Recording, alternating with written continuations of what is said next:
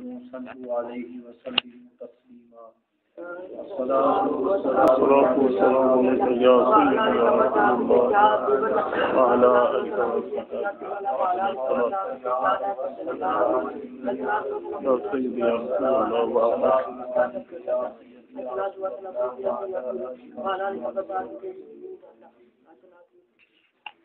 وصحبہ گرامی قدر اللہ رب العالمین نے اس ماہ مقدس کے اندر اپنے پیارے محبوب صلی اللہ علیہ وسلم کو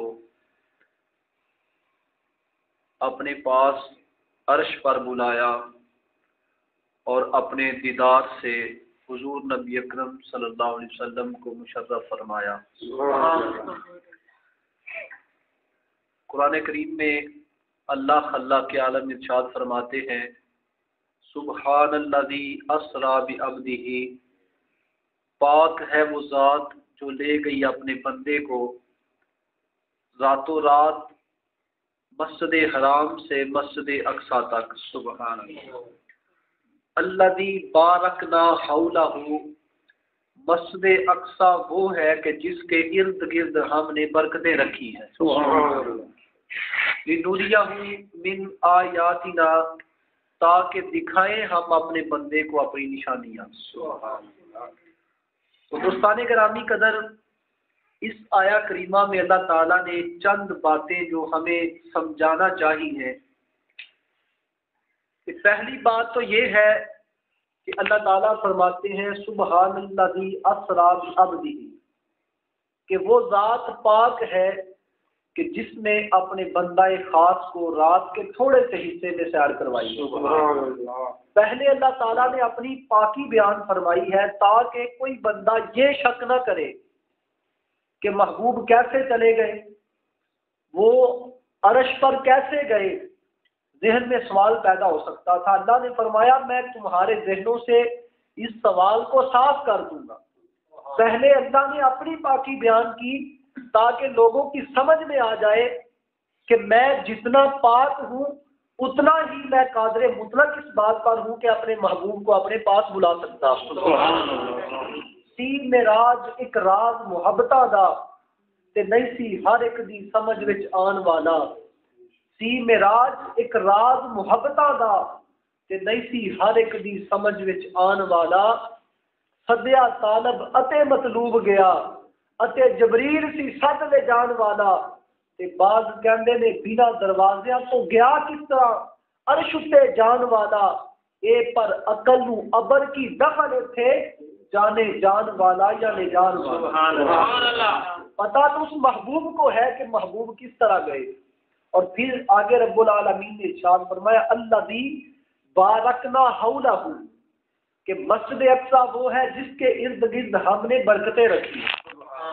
اب یہاں پر ہم عقل رکھنے والے لوگ بیٹھے ہوئے ہیں، اللہ تعالیٰ نے ہمیں عقل سلیم عطا فرمائی کہ آپ بتائیے کہ برکت جو ہوتی ہے وہ مسجد کے اندر ہوتی ہے یا مسجد کے باہر ہوتی ہے؟ مسجد کے اندر برکت ہوتی ہے۔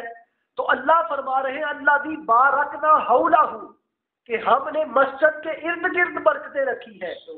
تو پتہ چلا انبیاء اکرام کی جو وہاں پر قبریں ہیں، اور علماء اکرام نے مفسرین اکرام نے یہ لکھا ہے کہ وہاں پر جو انبیاء کی قبریں ہیں وہاں پر اللہ تعالیٰ کی برکتیں نازل ہوتی ہیں۔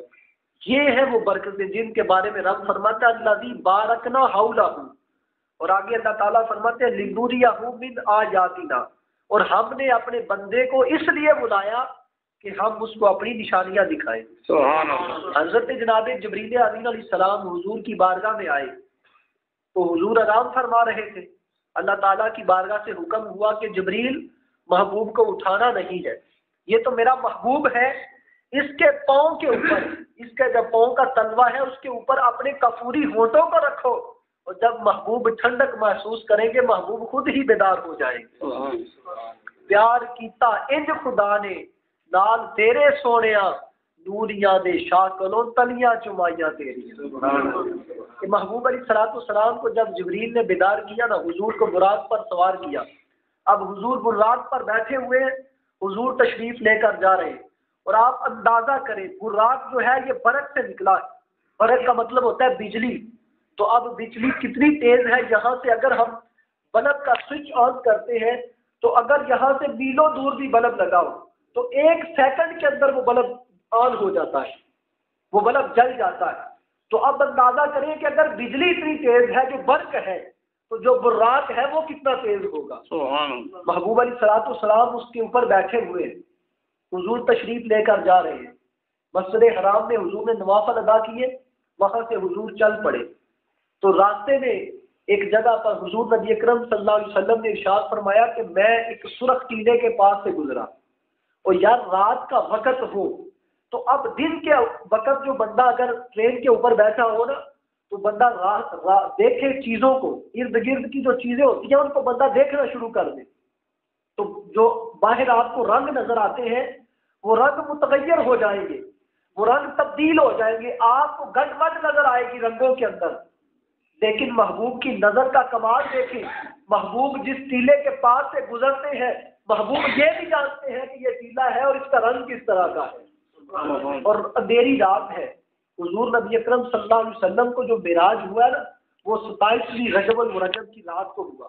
تو آپ جب یہاں پر دوست تشریف فرما ہے، آپ اندازہ کریں جب چودھری کا چاند چمکتا ہے نا تو رات کے وقت اس طرح لگتا ہے جس طرح دن چڑھا ہوا ہے، ہر چیز واضح نظر آتی ہے.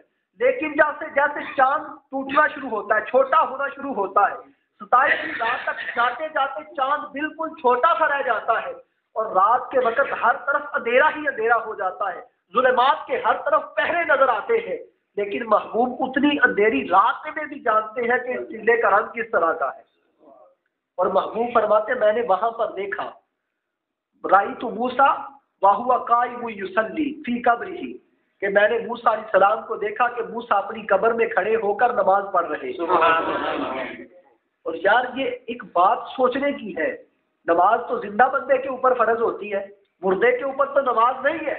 تو پتہ چلا کہ یہ محبوب علیہ الصلوۃ والسلام کے جو حضور علیہ الصلوۃ والسلام کے غلام حضرت جناب سیدنا موسیٰ علیہ الصلوۃ والسلام ہے. اللہ نے ان کو قبر کے اندر زندگی عطا فرمائی ہے، تو پھر امام الانبیاء کا کیا مقام ہو.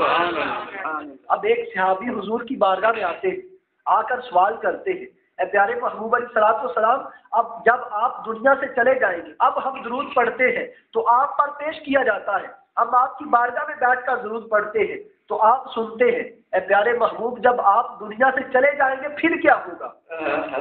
تو اب پوچھتا ہے کہ محبوب آپ بتائیے کہ مرنے کے بعد کیا معاملات ہیں.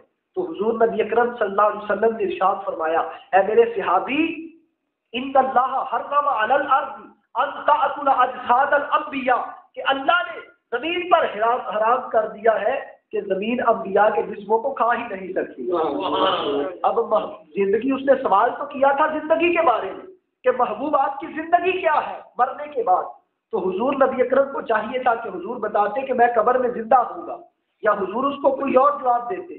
لیکن حضور نبی اکرم صلی اللہ علیہ وسلم آپ نے اس سے بھی آگے کا جواب عطا کیا. فرمایا تو زندگی کے بارے میں پوچھتا ہے، میں تجھے اس سے آگے کا بتا دیتا ہوں کہ جو انبیاء ہوتے ہیں اللہ تعالیٰ نے ان کے جسموں کو مٹی پر حرام کر دیا ہے، مٹی ان کے جسموں کو کھا نہیں سکتی. اور فرمایا فنبی اللہ حی یرزق، نبی اللہ ہوتا ہے جو وہ اپنی قبر میں زندہ ہوتا ہے، اللہ اس کو قبر میں رزق عطا فرماتا ہے. اب تو زندہ ہے واللہ، تو زندہ ہے واللہ، میری چشم عالم سے چھپ جانے والے، میرا دل بھی چمکا دے چمکانے والے. اب محبوب علیہ الصلوۃ والسلام کی ذات رب فرماتا ہے لنوریہ، ہم نے ان کو اس لیے بلایا وہاں پر لنوریہ من آیاتنا، کہ ہم ان کو اپنی نشانیاں دکھائیں. اب یہ نشانی ہے یار، بندہ جب راستے میں جا رہا ہو تو بندہ دیکھتا ہے، ارد گرد کے ماحولیات کو دیکھتا ہے، وہاں پہ لگے ہوئے جو درخت ہیں ان کو دیکھتا ہے، بازارات کو دیکھتا ہے. اب حضور نبی اکرم صلی اللہ علیہ وسلم گزر رہے ہیں، حضور نے کسی اور چیز کے بارے میں نہیں بتایا، بلکہ حضور فرماتے ہیں میں نے موسیٰ علیہ السلام کو دیکھا کہ وہ قبر میں نماز پڑھ رہے ہیں. تو پتہ چلا کہ حضرت جناب موسیٰ علیہ السلام اپنی قبر میں زندہ ہیں اور نماز پڑھ رہے ہیں. یہ اللہ تعالیٰ کی نشانیوں میں سے ایک نشانی ہے. سبحان اللہ. اب محبوب وہاں سے چلتے ہیں، حضور نبی اکرم صلی اللہ علیہ وسلم جب وہاں پر پہنچے مسجد اقصیٰ کے اندر تو وہاں پر جا کر دیکھا کہ موسیٰ علیہ السلام وہاں پر موجود ہے. اب یہ بات عقیدے کی ہے، ذوق کی بات یہ ہے کہ موسیٰ علیہ السلام کو پہلے دیکھا کہ نماز پڑھ رہے ہیں، پھر دیکھا کہ موسیٰ علیہ السلام براق پر حضور سوار ہے، اور براق وہاں سے سرخ ٹیلے سے مسجد اقصیٰ تک جانے میں کتنی دیر لگائے گا؟ چند سیکنڈوں کے اندر، لمحوں کے اندر وہاں پر براق پہنچ جاتا ہے۔ محبوب علیہ السلام وہاں پر دیکھتے ہیں موسیٰ علیہ السلام وہاں پر موجود ہے۔ اب میرا ذوق کہتا ہے کہ موسیٰ علیہ السلام جب حضور نے دیکھا تو قبر میں نماز پڑھ رہے تھے، اور پھر نماز کو ترک کر دیا کہ اس نماز کو چھوڑتا ہوں، وہاں جا کر امام الانبیاء کی ابتدا میں نماز پڑھی۔